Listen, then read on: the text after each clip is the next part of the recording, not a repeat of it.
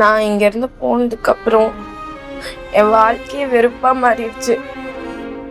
என்னால் சுத்தமாக முடியல. ஏன்டா இருக்கோன்னே தோண ஆரம்பிச்சிருச்சு. என்னால் எதுலேயுமே இன்ட்ரெஸ்ட் காட்ட முடியல. அப்பதான் அவன் பேச ஆரம்பிச்சான். நானும் கொஞ்சம் கொஞ்சமா அவன்கிட்ட பதில் சொல்ல ஆரம்பிச்சேன். அவன் பேச பேச அப்ப இருந்த காயத்துக்கு எனக்கு மருந்து போட்ட மாதிரி இருந்துச்சு. அப்பதான் புரிஞ்சுது, மருந்து குடிக்கும் போது ஓகேவா இருக்கும், ஆனா அதை அதிகமா எடுத்துக்கிட்டாதான் நம்ம தப்பான இடத்துல இருக்கோன்னு எனக்கு புரிய வந்துச்சு. கொஞ்சம் கொஞ்சமா நான் வெளியே வர ஆரம்பிச்சேன். வந்துட்டேன். அப்போதான் அக்காவுக்கு இப்படி ஆயிடுச்சு. எல்லாத்தையும் மறந்து வெறுத்து போயிருந்தேன். அவனும் திரும்ப வந்தான். திரும்ப வந்து என்னை டார்ச்சர் பண்ணான். நான் தான் அவனை ஏமாத்துறேன்னு சொல்லிட்டு இருக்கான். ஆனா நான் அவன்கிட்ட பேசிட்டு இருக்கும் போது அவன் 2 பொண்ணுங்க கிட்ட பேசிக்கிட்டு இருந்தான். நான் தான் அவனை விட்டு வெளியே வர போறேன்ல, இவ என்ன பண்ணா எனக்கு என்ன, நானும் விட்டுட்டேன். இப்போ பழிய தூக்கி என் மேல போடுறான். ஒரு பொண்ணு மேல எல்லா பழியும் தூக்கி போட்டா அவளை நம்பிடுவாங்கன்னு அவனுக்கு ஒரு தாட்டு. யார் என்ன சொன்னா என்ன, உன்னை நம்ப வேண்டியது நாங்க உன்னை நம்புறோம். இப்ப வேலையை பாரு, இந்த பிரச்சனையை நான் பாத்துக்கிறேன்.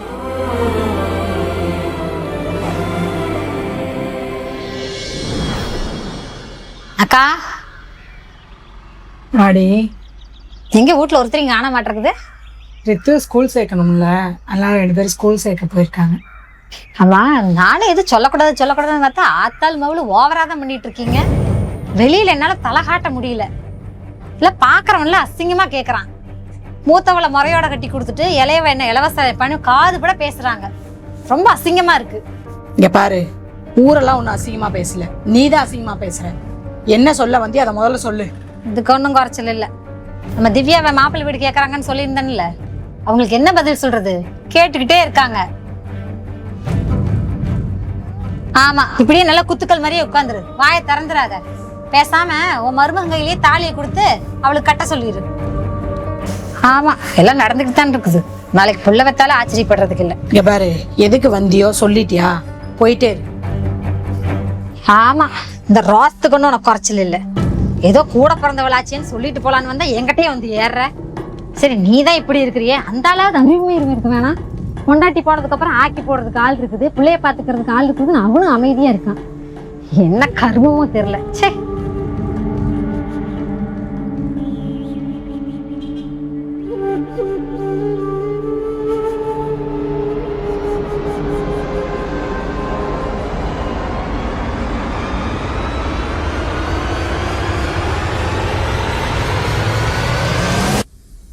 தப்புதான் அத்தை. நானும் இது முன்னாடியே உங்கள்கிட்ட சொல்லியிருந்திருக்கணும். நீங்க திவ்யாவுக்கு ஒரு நல்ல மாப்பிள்ளையா இருந்தா பார்க்க ஆரம்பிங்க. ரித்துக்கு எப்படி முன்ன இருந்து எல்லாத்தையும் பண்ணுவானோ அதே மாதிரி அவளுக்கு பண்ணி வச்சிடறேன். வேணாம் மாப்பிள்ள, திவ்யா போயிட்டா பாப்பா என்ன பண்ணுவா? குழந்தை மாப்பிள்ளாவ. அத்தை, வாழ்க்கையில ஒரு கட்டத்துக்கு மேல நம்ம யாரையா ஒருத்தர் இழந்துதான் ஆகணும். கீர்த்தி போனதுக்கு அப்புறம் நான் இல்லை, சின்ன குழந்தை போக போக புரிஞ்சுப்பா. நீங்க ஒரு நல்ல மாப்பிள்ளை இருந்தா பார்க்க ஆரம்பிங்க.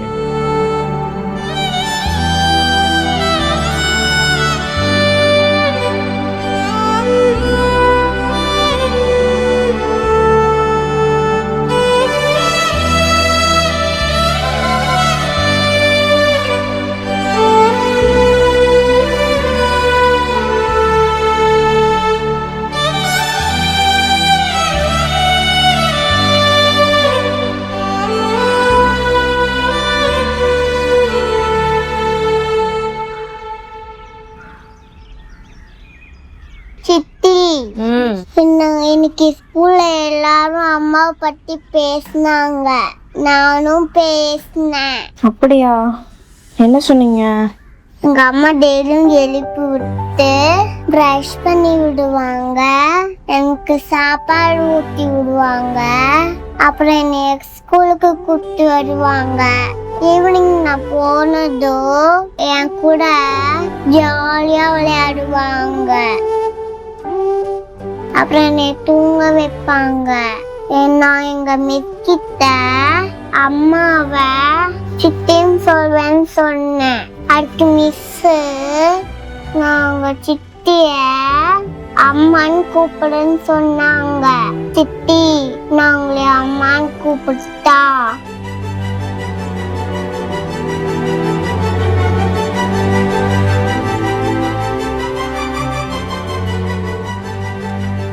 கோச்சுக்குவீங்களா?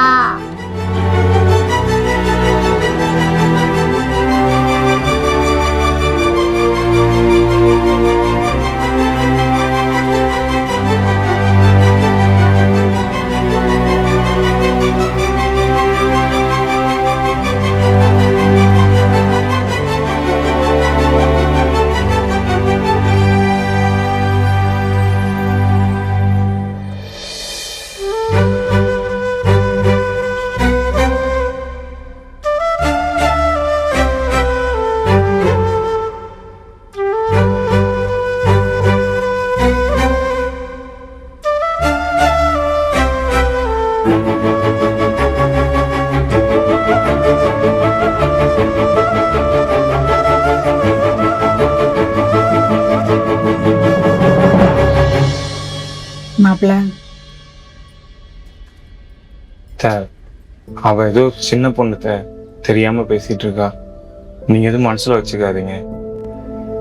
திவ்யாக்கும் வயசாயிட்டே இருக்கு. அதுவும் இல்லாம ரித்துக்கும் கொஞ்சம் கொஞ்சம் விவரம் தெரியுது. திவ்யாக்குன்னு ஒரு வாழ்க்கை இருக்கு. நீங்க ஒரு நல்ல மாப்பிள்ளைய பார்க்க ஆரம்பிங்க. பாப்பா சொல்றது சரிதான் மாப்பிள்ள. நீங்க திவ்யா வாழ்க்கைய பத்தி பேசுறீங்க, நான் உங்க 3 பேத்து வாழ்க்கைய பத்தி யோசிக்கிறேன். நீங்க சொல்றது நடந்தா நம்ம சந்தோஷமா இருக்க முடியாது. நம்ம பாப்பா சொல்றது நடந்தா நம்ம எல்லாருமே சந்தோஷமா இருக்கலாம். இனி நீங்க தான் சொல்லணும் மாப்பிள்ள. நீங்க என்ன சொன்னாலும் சரி.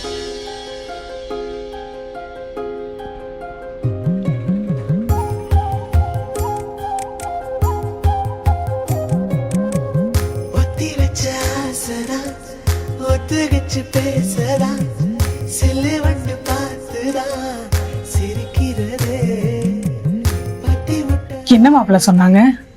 ஒன்றும் இல்லை, நார்மல் ஃபீவர் தானா. இன்ஜெக்ஷன் பண்ணி டேப்லெட் கொடுத்துருக்காங்க. மார்னிங் சரியாயிடும். ரித்துக்குட்டி நீங்க போங்க மாமா, நான் பாத்துக்கிறேன். சரிம்மா, நான் பாப்பா கஞ்சி வச்சு கொண்டு வரேன்.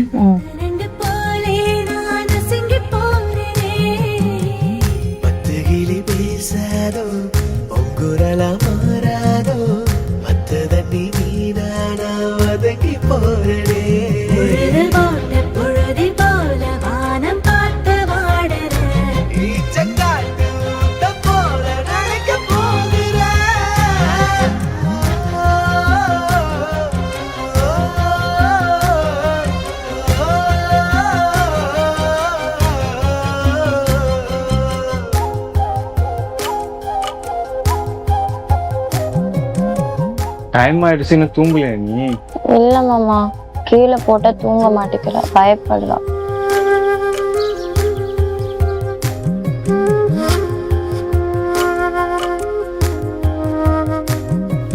நித்துமா, அப்பா கிட்ட வாங்க.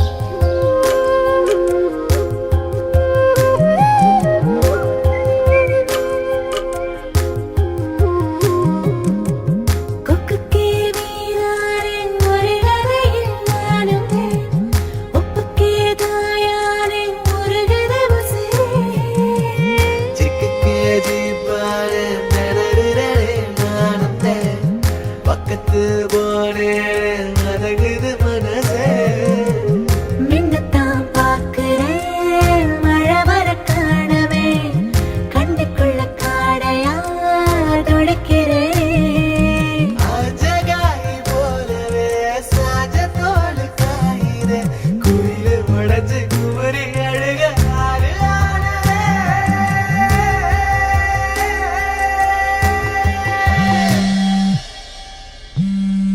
யாரு? அவன் தான் மாமா. சரி கட் பண்ணி விடு.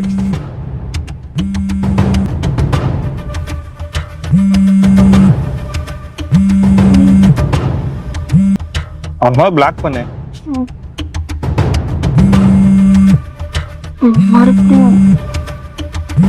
டேய் உனக்கு என்னடா பிரச்சனை? ஏங்க இந்த நம்பர்ல இருக்கிறது யாருங்க? அவருக்கு ஆக்சிடென்ட் ஆயிடுச்சு. ஏங்க உங்களை தாங்க. இந்த நம்பர்ல இருக்கிறது யாரு? அவருக்கு ஆக்சிடென்ட் ஆயிடுச்சு. Spot out. லாஸ்ட் டைல் பார்த்துட்டு உங்களை கூப்பிடுறோம். ஜிஹெச் கொண்டு போயிட்டாங்க. நீங்க அங்க வந்துருங்க.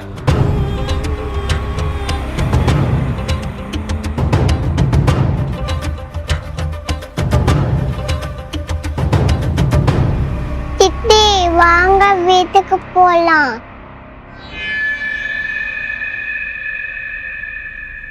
எனக்கு ஒண்ணுமே புரியல. நீ ஏன் என்னை விட்டு போன? இப்ப ஏன் நீ இருந்து பண்ண வேண்டியதெல்லாம் திவ்யா இருந்து பண்ணிட்டு இருக்கா? என் மனசுக்கு ஏன் உனக்கு கொடுத்த இடத்த திவ்யா கொடுக்கணும்னு தோணுது? எனக்கு ஒண்ணுமே தெரியல. குழப்பத்துல இருக்கேன். திவ்யாவுக்கு இன்னொரு வாழ்க்கையை அமைச்சு கொடுக்கறதா இல்ல இங்கேயே உன்னோட வாழ்க்கையை கொடுக்கறதா? எனக்கு என்ன பண்றதுன்னே தெரியல. நீ ஏன் சொல்லு. நீ என்ன சொன்னாலும் நான் செய்யறேன்.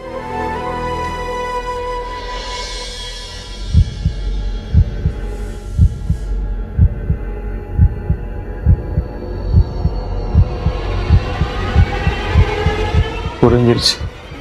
உனக்கு இதுல விருப்பம் இல்லை.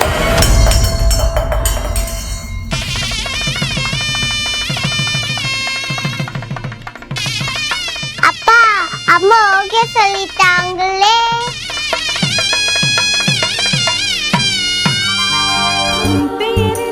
என் பேர் சேரும் நாள் இதுதான். தூக்கம் இன்றி நாள்தோறும் கருகின்றேன் என் உயிரே. பெண்ணே உன்னை பார்த்த நாள் முதலாய் தூங்கவில்லை நான், இது போல இருந்ததில்லை என் உயிரே. உன் பேரில் என் பேர் சேரும் நாள் இதுதான். தூக்கம் இன்றி நாள்தோறும் கருகின்றேன் என் உயிரே. அம்மா தூக்கு. போதும் நீ சிரிச்சாலே அது போதும். பசிக்காதே ஒரு போதும் என் உயிரே. நேரச் சொன்னாலே அது போதும். அது கேட்டாலே அது போதும். நொடி கூட வாழ்ந்தாலும் இந்த ஜென்மம் போதுமே. சரஜம் சரஜம் சரஜம் சரஜம் சரஜம் சரஜம் சரஜம் சரஜம் சரஜம் சரஜம் சரஜம் சரஜம் சரஜம் சரஜம். உனக்காக காத்திருக்கும் நிமிடங்கள் ஓர் சுகமே. உயிருக்குள் உனை தினமும் சுமந்திருப்பேன் ஒரு தாய் போலே. உன்னிமையோடு நான் இருப்பேன். கண்ணிமைக்காமல் நான் ரசிப்பேன். உன்னோடு கலந்திருப்பேன் என் உயிரே. காற்றாக நான் இருப்பேன். மூச்சோடு கலந்திருப்பேன். உன் கண்ணீரை நான் துடைப்பேன் என் அன்பே.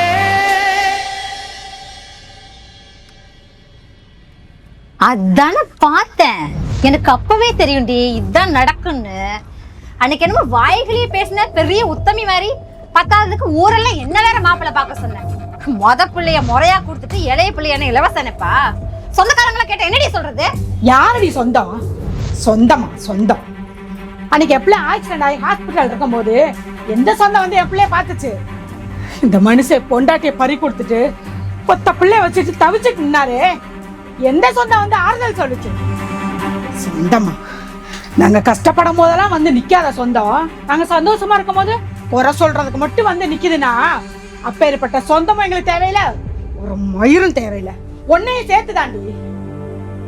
பாத்தியாடி உங்க அம்மா எப்படி பேசுறான்னு? இனிமே நான் யார் மூஞ்சிலையும் முழிக்க மாட்டேன். நல்லா இரு.